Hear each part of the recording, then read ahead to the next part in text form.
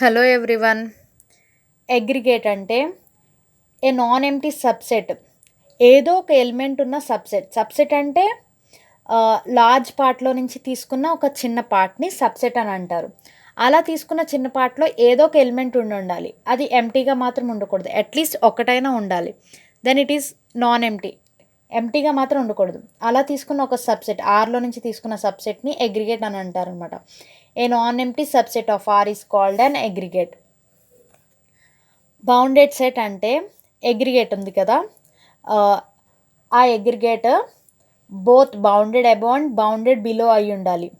Non empty subset of ఆర్ని bounded set ఎప్పుడు అంటారంటే అది బౌండెడ్ అబౌవ్ అయి ఉండాలి అండ్ బౌండెడ్ బిలో అయి ఉండాలి. ఏదో ఒకటి సాటిస్ఫై చేస్తే సరిపోదు, రెండు సాటిస్ఫై చేసినప్పుడు దాన్ని బౌండెడ్ సెట్ అని అంటారు. Bounded above and bounded below అంటే నేను మీకు ఆల్రెడీ చెప్పాను, upper bound and lower bound చెప్పినప్పుడు అవి రెండు సాటిస్ఫై అయిన నాన్ ఎంప్టీ సబ్సెట్ ఆఫ్ ఆర్ని బౌండెడ్ సెట్ అని అంటారనమాట. అండ్ ఇక్కడ స్మాల్ ఎస్ అంటే సబ్సెట్ అనమాట. సీక్వెన్స్ అంటే if S be any non empty set then S అనేది నాన్ ఎంప్టీ సెట్ అంటే అందులో ఖచ్చితంగా ఏదో ఒక ఎలిమెంట్ అయితే ఖచ్చితంగా ఉంది. అలా ఉన్న అలా ఉన్న సెట్ని function S from N to capital S అంటే ఇక్కడ సెట్ అనమాట, ఈజ్ కాల్డ్ ఏ సీక్వెన్స్. ఆ సీక్వెన్స్ వచ్చేసి ఆర్డర్లో ఉంటుంది అనమాట, ఆర్డర్డ్ లిస్ట్ ఆఫ్ నెంబర్స్లో ఉంటుంది. అండ్ దానికి స్పెసిఫిక్ ప్యాటర్న్ ఆర్ లేదంటే ఫంక్షన్ ఉంటుంది. కన్ఫామ్గా it follows specific pattern or function అనమాట. అది ఈ సీక్వెన్స్ వచ్చేసి ఫైనైట్ అయినా అయి ఉండొచ్చు అండ్ ఇన్ఫైనైట్ అయినా అయి ఉండొచ్చు. Sequence is nothing but if S be any non-empty set, then a function S from N to S is called a sequence. A sequence S from N to S is said to be real sequence అనమాట. If S subset of R, ఈ capital S ఉంది కదా, S subset of R అయి ఉంటే కనుక అది real sequence అయిన అంటారనమాట. If S is a sequence, then it will be denoted by, ఈ ఎస్ అనేది సీక్వెన్సే కనుక అయితే దాన్ని ఇలా రిప్రజెంట్ చేస్తారు, బ్రేసెస్లో పెట్టి. S1 చెప్పా కదా already, it follows a pattern అనమాట.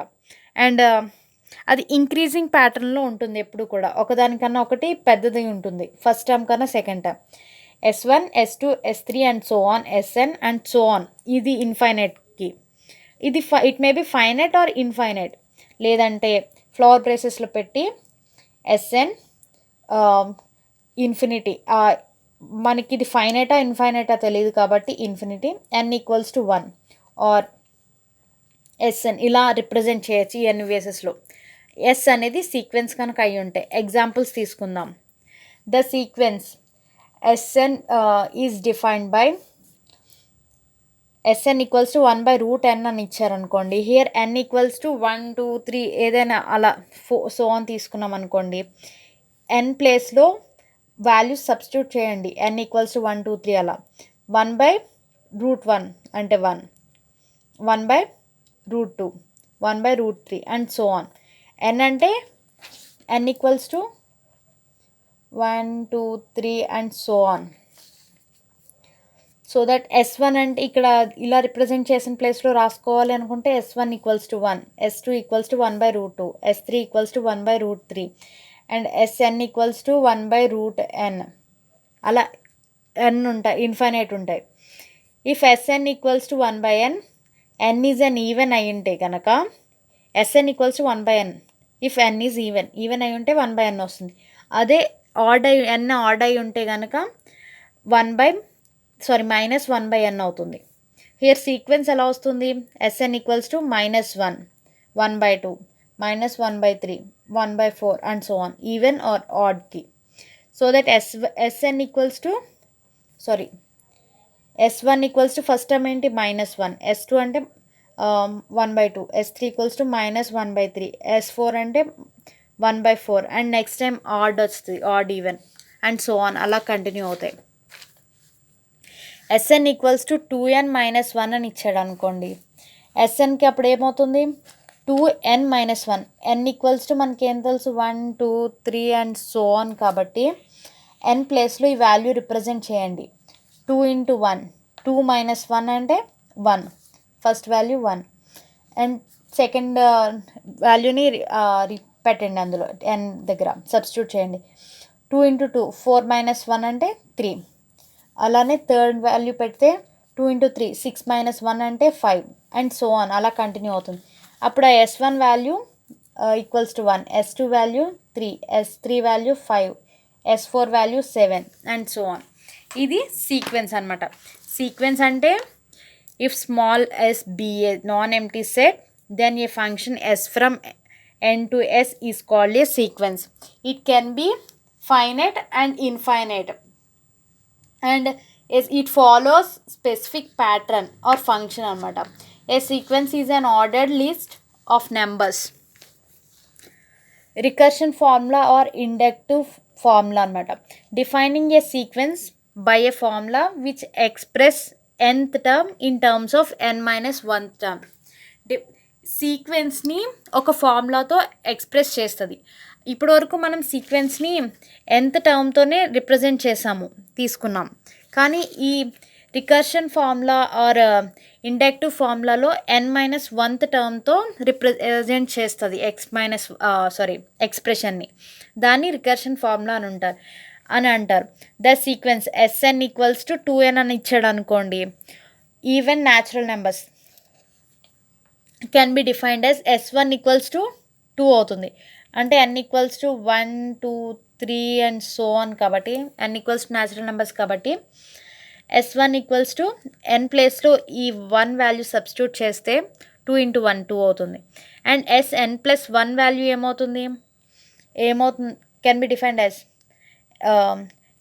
Sn+2 ఇక్కడ ఆల్రెడీ ఇచ్చాడు కదా ఈవెన్ న్యాచురల్ నెంబర్స్ అలా అనమాట if suppose S1 equals to √2 అని ఇచ్చాడు అనుకోండి Sn+1 ఏమవుతుంది Sn వాల్యూ +1 వాల్యూ అవుతుంది √2 ప్లస్ Sn అనమాట ఇక్కడ మనం అలాగే తీసుకున్నాం కదా Sn+1 అంటే Sn వాల్యూ ప్లస్ 2 తీసుకున్నాం ఫస్ట్ వాల్యూ ఇక్కడ Sn వాల్యూ అండ్ ఈ ఫస్ట్ వాల్యూ తీసుకుంటాం for all n belongs to z plus ఇది S1 వాల్యూ అయింది అండ్ S2 వాల్యూ అయితే 2 ప్లస్ S1 అవుతుంది అంటే ఈ 2 √2 ప్లస్ S1 వాల్యూ ఏంటి √2 S3 వాల్యూ వచ్చేసరికి అర్థమవుతుంది మీకు √2 ప్లస్ S2 ఈ √2 అనేది కామన్గా ఉంటుంది అండ్ దీనికన్నా S3 కన్నా ముందు వాల్యూ వేసుకుంటాం అనమాట √2 ప్లస్ S2 వాల్యూ అంటే √2 ప్లస్ √2 అండ్ సో ఆన్ అలా కంటిన్యూ అవుతుంది Sn వాల్యూకి వచ్చేసరికి ఏమవుతుందంటే సెట్ ఆఫ్ Sn అంటే √2 first value √2 plus √2 second value third value అలా కంటిన్యూ అవుతాయి the sequence Sn equals to 2n of even natural numbers can be defined as S1 equals to 2 అని ఇచ్చాడు and Sn+1 equals to Sn+2 so మనం ఇది ఇలా రాసుకున్నాం అదే suppose S1 equals to 1 S2 equals to 1 and Sn+2 equals to Sn+1 plus Sn ఇచ్చాడు అంటే Sn+2 term తెలుసుకోవాలి అంటే Sn+1 అంటే Sn+2 కన్నా ముందు term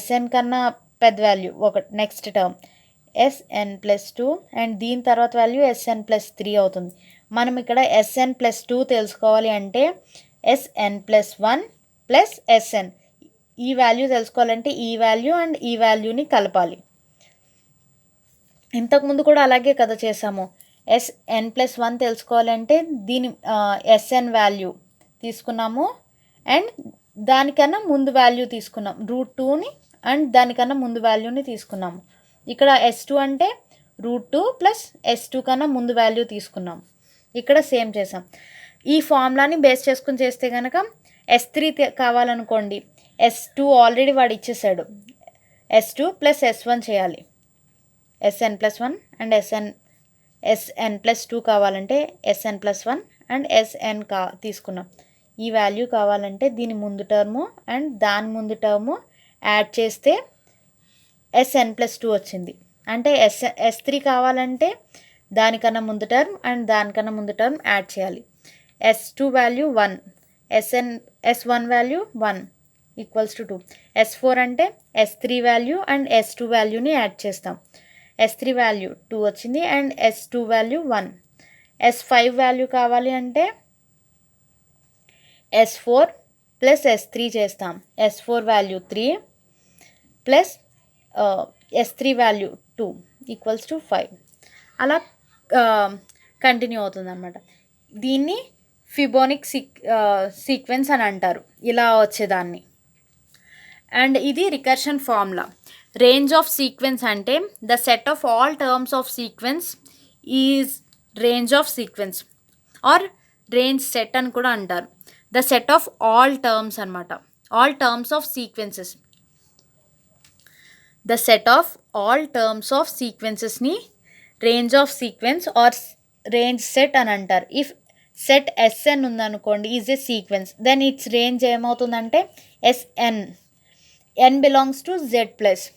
The range of sequence may be finite set or it may be infinite set. అది finite అయినా ఉండొచ్చు లేదా ఇన్ఫైనైట్ అయినా ఉండొచ్చు. The range of sequence is non empty subset of R. Sequence range of sequence ఏంటంటే non empty subset, అంటే అందులో ఏదో ఒక టర్మ్ ఉండాలి కన్ఫామ్గా అండ్ అది సబ్సెట్ ఆఫ్ R అయి ఉండాలి. ఎగ్జాంపుల్ తీసుకున్నాం అనుకోండి, for the sequence Sn defined by Sn equals to -1/n అని ఇచ్చాడు. n అంటే మనం 1, 2, 3 అండ్ అలా తీసుకుంటాం కదా, ఆ వాల్యూస్ని సబ్స్టిట్యూట్ చేయండి. S1 దగ్గర తీసుకున్నాం అనుకోండి -1/1. 1 అంటే సేమ్ వాల్యూ వస్తుంది పవర్, S1 ఈక్వల్. S2 అంటే -1 పవర్లో, ఇక్కడ Sn ఉంది కాబట్టి -1 హోల్ పవర్ సేమ్ వాల్యూ తీసుకున్నాం. అదే S2 తీసుకున్నాం అనుకోండి -1 స్క్వేర్ తీసుకుంటాం. -1 ఇంటూ -1 1 కదా. S3 ఈక్వల్స్ టు ఇక్కడ 3 తీసుకుంటాం అండ్ 3 క్యూబ్ చేస్తాం. Minus into minus plus into minus, మళ్ళీ మైనస్ వస్తుంది, minus value. The range of Sn ఏంటి, నెక్స్ట్ టర్మ్ మళ్ళీ మైనస్ వాల్యూ వస్తుంది S5, ఆ తర్వాత ప్లస్ వాల్యూ వస్తుంది. ఒకటి ఆడ్ ఒకటి even number. Range of Sn equals to -1 and +1, ఈ రెండాటి మధ్యలోనే ఉంటుంది. సో దీన్ని మనం ఫైనైట్, ఎందుకంటే ఈ రెండాటి మధ్యలోనే ఉంటుంది ఏ వాల్యూ ఉన్నా. మనకి స్టార్టింగ్ వాల్యూ తెలుసు అండ్ లాస్ట్ వాల్యూ తెలుసు. సో ఇట్ క్యాన్ బి, దాన్ని మనం ఫైనైట్ సెట్ అని అనొచ్చు కదా. Range of sequence is nothing but the set of all terms of sequences. Set of all terms of సీక్వెన్సెస్ని range of set or range of sequence అని అంటారు. అది empty set అయినా అయి ఉండొచ్చు లేదా నాన్ ఎంప్టీ సెట్ అయినా అయి ఉండొచ్చు. ఇంతకుముందు ఒక ఎగ్జాంపుల్ తీసుకున్నాం కదా, ఇప్పుడు వేరే example. For the sequence Sn defined by Sn equals to 1/n అయి ఉంటే కనుక ఈ n ప్లేస్లో వాల్యూ సబ్స్టిట్యూట్ చేస్తే Sn ఈక్వల్స్ టు 1/n అయింది. అదే S1 అయితే 1/1 అంటే 1. S2 ప్లేస్లో 1/2 ప్లేస్లో n ప్లేస్లో 2 పెడితే 1/2 and so on. Sn equals to 1/n and so on. దీని తర్వాత కూడా ఉంటుంది కదా, Sn+1 అంటే 1/n+1, తర్వాత n+2 అంటే 1/n+2 అండ్ సో ఆన్, అలా కంటిన్యూ అవుతుంది కదా.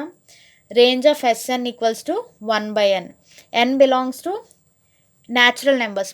న్యాచురల్ నెంబర్స్ ఇన్ఫైనైట్ కదా, ఇది ఇన్ఫైనైట్ సెట్ అనమాట. సెట్కి ఎగ్జాంపుల్.